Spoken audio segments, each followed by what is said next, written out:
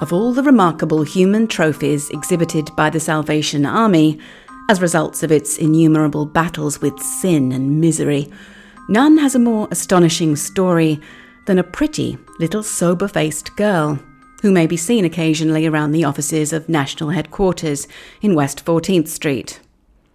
This bright-eyed, vivacious little one attends the large grammar school uptown, and her dearest friends among her 1,000 or more schoolmates do not know the almost incredible story of her early life. As a child of 3 years, this demure young person was passed off on the public as a monkey by a travelling minstrel. In the guise of a simian, for more than 2 years, she travelled all over England, mutely begging pennies in city and country, especially in the rural districts. Her humanity was not once suspected. With the moth-eaten skin of an ape as her chief covering, her elongated and dirty hands and fingers with nails grown to an uncanny length, her prehensile toes begrimed by the filthy accumulations of months of uncleanliness, her pinched, ghostly face unwashed and uncared for, her thin, shrunken body starved, drunken and beaten, she was discovered by a sweet-voiced angel of the slums who wore the garb of the Salvation Army. This woman of God penetrated the disguise of the human monkey and rescued her from a form of inhuman slavery. The child, though 3 years old, was hardly larger than a large monkey. Her natural growth had been checked by regular and frequent quantities of gin, which apparently had been her meat and drink almost from the day of her birth. The monster responsible for her condition went scot-free because the Salvation Army officials refused to prosecute him. They wanted to preserve the child for the army.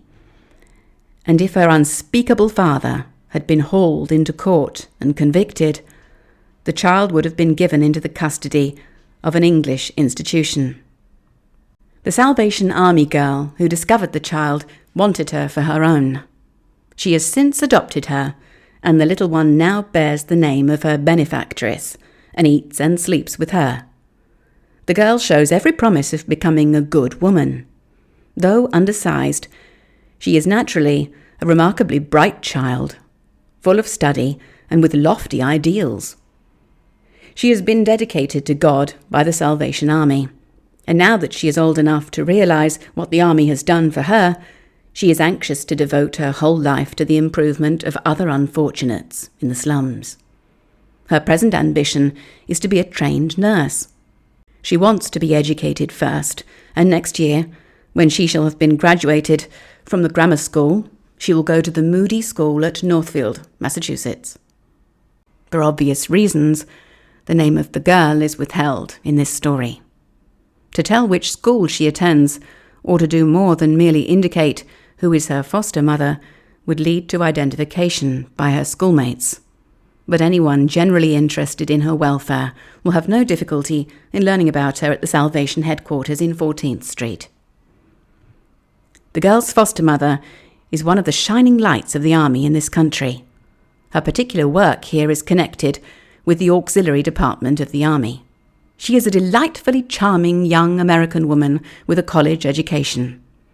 She was identified with the slum and rescue work in London for nearly 10 years before she was sent back last spring to her native land, in company with Commander and Consul Booth Tucker.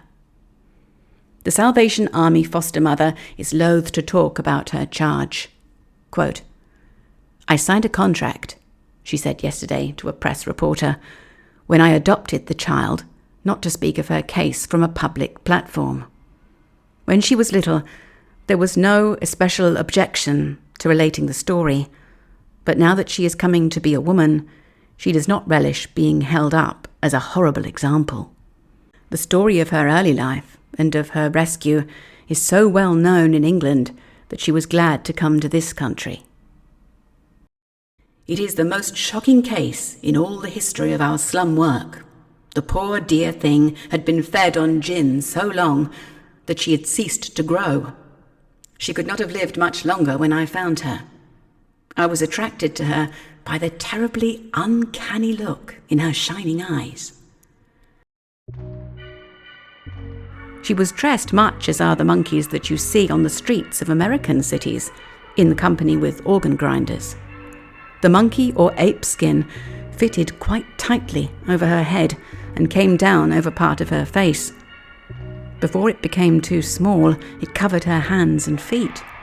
In winter, she travelled with a company made up of men chiefly, who played a sort of pantomime. There were various odd characters in the piece, but the only ones I remember were the devil and the monkey. The trained monkey was the star performer, and my poor little one was perfectly trained, I assure you.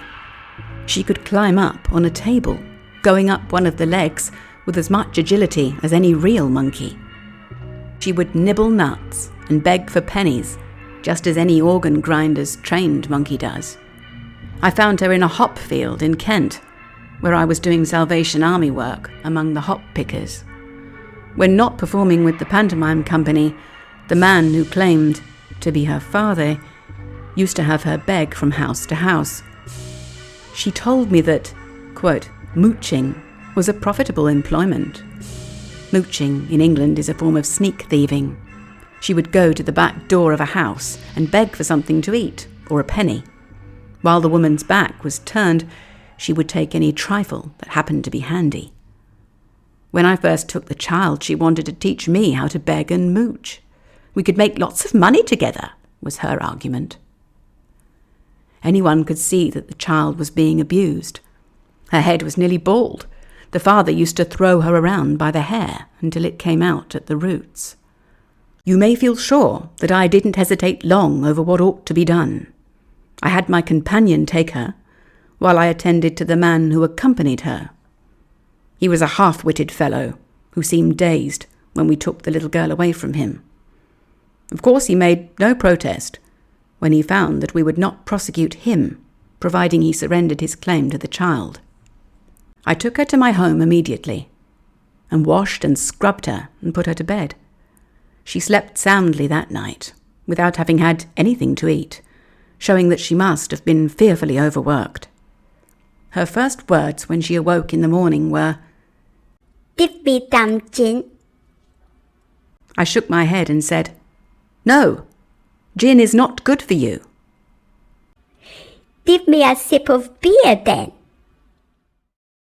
It was a risky experiment, but we decided that it were better for her to die right then than to be kept alive and raised on gin or beer or any other alcoholic malt liquor.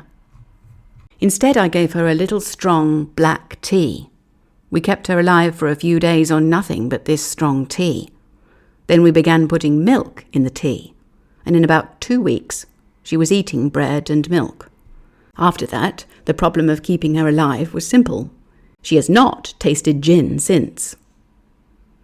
"The skin fitted so tight it hurt my head, and oh, how tired it used to make me to wag my tail," is the girl's only comment now when she thinks of that awful period in her young life. Then, too, she says she cannot help but wonder, every time she sees a monkey on an organ, if it's a real monkey or if it's a child disguised as one. As soon as I could, I legally adopted her and agreed to be responsible for her support until she comes of age. With God and the army, I have another covenant. That is, to train her, that she will devote her life to God's work and that of the army. She says her highest ambition is to be a trained nurse, and she has a small library on the subject. She is not what you would call a beautiful girl. Her sufferings during the first 3 years of her life were too awful to permit that. But she is wonderfully attractive and is well liked by her schoolmates. Of course, none of them know her story. Boys and girls of grammar school age are not considerate, you know, of the feelings of a sensitive companion, and we want to spare her all we can until she's old and strong enough to bear it. She's now about 14. That is, presuming that she was 3 when I found her. Nobody knows how old she really was. She was so prematurely aged by her terrible training that it was a guess to estimate her real age.